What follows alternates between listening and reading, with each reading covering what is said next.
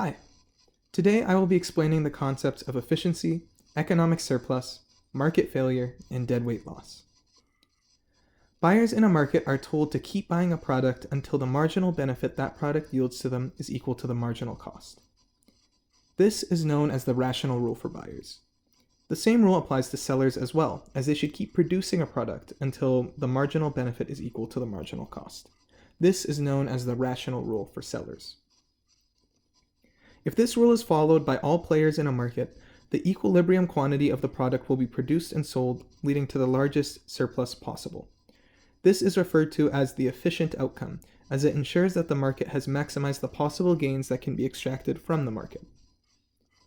This, however, does not mean that all people in the market benefit. Sometimes there is a lack of equity in these exchanges, meaning there may be winners and losers. It does, however, mean that the largest magnitude of benefit for the market overall has been achieved.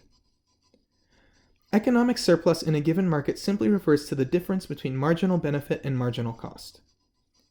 It is represented by the space found between the supply curve and the demand curve before the equilibrium quantity. Here it's represented within the bounds of this red triangle. It is made up of consumer surplus here, represented by this area, and producer surplus here, represented by this area. Let's look at an example that explains efficiency and economic surplus as well as the concepts of market failure and deadweight loss. NVIDIA is a technology company that sells a variety of products. Other tech companies, such as Huawei, often purchase from NVIDIA in order to acquire components that they use in their own products. This would result in a graph that looks like this.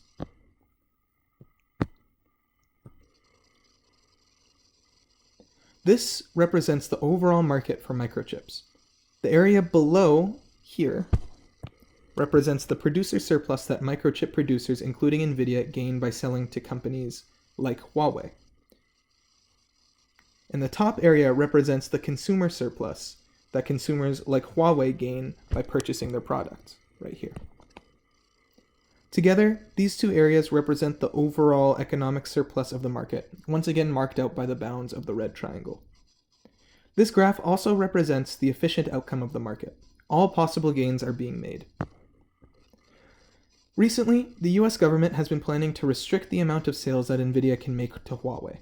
This is because Huawei has been placed on a blacklist after it was feared that they may be spying on American activities. So this is, of course, an important and reasonable action. But what effect would this have on economic surplus? Government intervention is one way where market failure can occur. This means that the efficient outcome has not been realized in the market. If the US government restricts sales, say, to 1 million instead of 5 million, this would act as a quota, making the amount sold less than the equilibrium quantity. All possible gains from quantities greater than the quota and less than the equilibrium quantity can no longer be acquired. This loss is represented by this area right here, known as deadweight loss. This represents an inefficient outcome of the market. Not all possible gains are being made.